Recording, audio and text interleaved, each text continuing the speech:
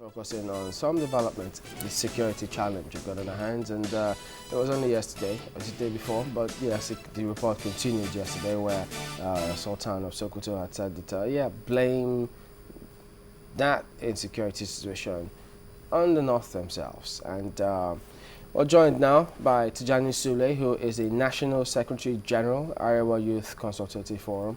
Morning, and thank you for coming on today. Good morning, Shamsi. You know, these are some of the things which you had highlighted before today, and now you may say, well, I told you this before.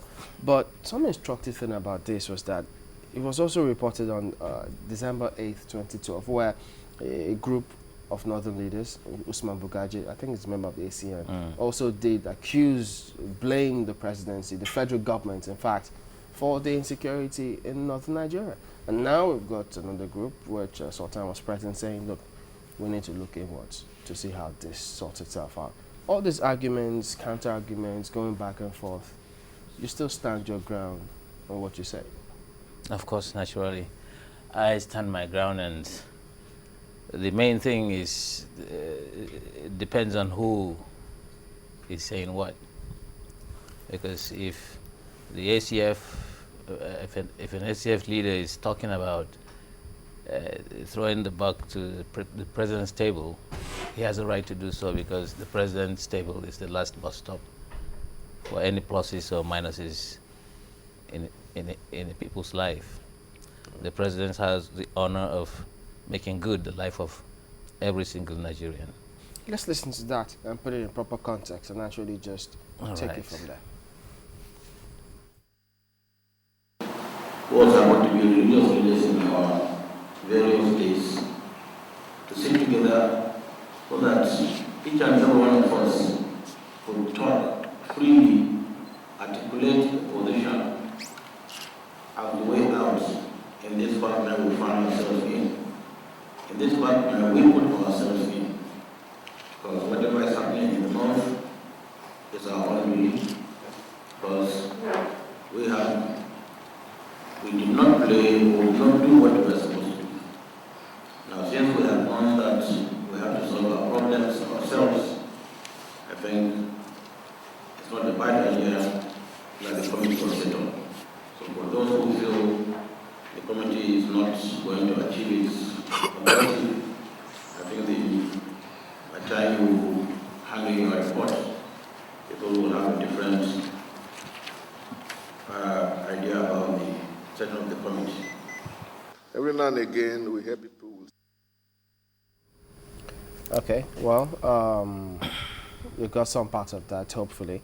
But there you have it. He says they need to just sit and talk freely and articulate positions that will bring us out of this quagmire we put ourselves in. So, direct quotes from the Sultan then. Yeah. He's talking facts here, but for the first time, that kind of admission is a good sign. But beyond that, how much can he do? Because you look at the Sultan or the emirs, what position do they have? What recognition do they have in the Constitution? They can give the advice. They always have given advices. But who takes them seriously? That's it. First of all, I was going to ask, how do you think of that statement to be received, you know, by the different leadership levels in the North? Do you think that that is something that everybody will admit and say, yes, Sultan, we believe that you're right here, which really are the cause of our own problems? They have no choice. They knew.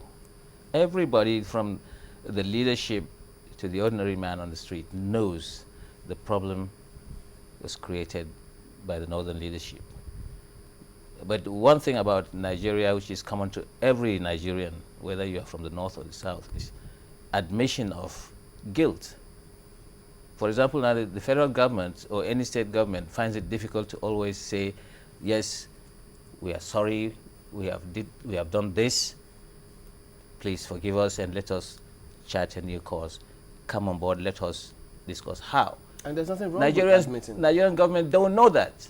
That is one of the biggest problems this country has, because they feel either too pompous, too big, or we know more than you syndrome. And that's a terrible thing. So for the first time, the conservatism in the north is getting weak by this singular admission. Weak. Yes, Why because weak?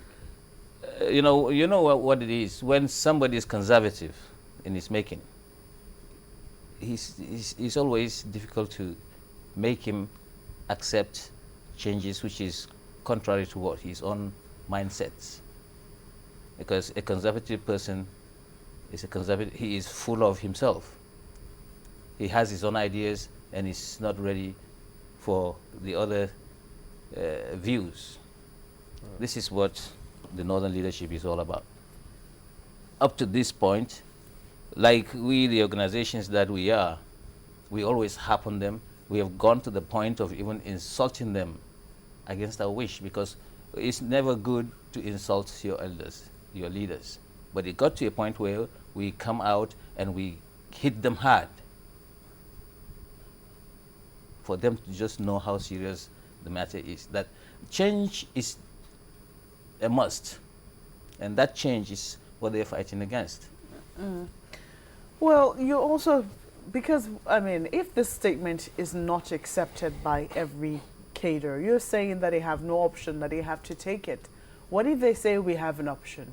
We don't take it. It's not our fault. What do you think could be the backlash of Now that? you tell me, what option do they have? They have had the chance to play that option that they have. Up to this point, we have not seen it. They can come out and they can talk. All those leadership positions talk. But after talk, what happens? Why is the Boko Haram still the Boko Haram? As of last night, were they not active? Why is it continuing? So those options, are they applied, or are they yet to be applied? Or is it just a window dressing? So now, for the first time, somebody at the level of the caliphate tells the world that we take the blame. So that statement is very significant. It should. And I advise Mr. Jonathan to hang on to it, not with an accusation, I've said it, or this and that. You have to find a way to move forward. Make the best use of that statement. We'll talk about moving forward, but I'd like to just get some clarification from you, because initially you said, yes, at the level of the caliphate, he has said it. But what level of constitutional backing does he have? And does he have to have a constitutional backing to make this kind of statement, and people believe and want to work with him on that? Yeah, well, this is Nigeria. As bad as the constitution is, do they play along with the constitution? It seems there is a different constitution which is not visible to other people, which the government, the people in power use. Because going by the activities, nothing seems to move forward. All motion and no movement. Yeah, but I thought that, you know, we So now, half bread is better than none, so to say, because the caliphate have said it. There are people who are going to rejoice with a different point of view. Yeah, it's them. They have been doing it. So now you can't expect the northern leaders or North alone to solve this problem. It's a Nigerian thing. Whether anybody likes it or not, I've said it before, it has become a Nigerian thing. If anybody from the south starts thinking he's going to recline and just watch how it gets solved, his own quota is needed.